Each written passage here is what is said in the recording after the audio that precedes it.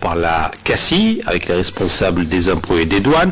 Entre autres points abordés, la loi 66, l'exonération fiscale ou encore les avantages pour l'investissement. Aujourd'hui, c'est la Chambre de commerce et d'industrie de Blida qui a invité les opérateurs de la Metija pour en débattre, opérateurs dans différents secteurs d'activité. C'est Aïda Mayouf.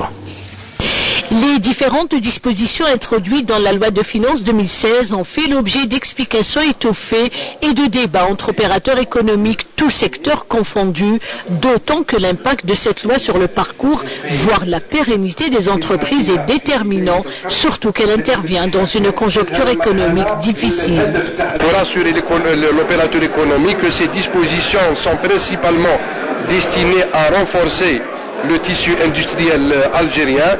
Il y a beaucoup de facilitations vis-à-vis de l'octroi de crédit, l'octroi du foncier industriel, puisqu'on parle aujourd'hui du renforcement des investissements et aussi de préparer le terrain aux investissements étrangers. Avec aussi en aparté le lancement du crédit à la consommation. Au-delà des mesures d'encouragement à l'entreprise, à l'investissement et à la protection de la production locale, le côté environnemental n'est pas en reste dans ces mêmes dispositions. Vous savez, la loi sur les hydrocarbures a interdit le torchage. Elle l'autorise, donc dans des cas exceptionnels, et lorsqu'il est autorisé, il donne lieu à paiement d'une taxe. Donc la loi de finances est venue aggraver donc, le paiement de cette taxe, donc le tarif de cette taxe, mais en contrepartie, donc, toute l'augmentation a été affectée au fonds de développement des énergies renouvelables. Pour les opérateurs économiques, la loi de finances demeure cet outil indispensable à même de booster l'industrie et à encourager l'industriel à aller de l'avant. On vient de développer sur l'investissement. Nous, en tant qu'opérateurs, on a applaudi. Pourquoi? Parce qu'on a besoin de ce développement économique entre partenaires nationaux, privés, publics.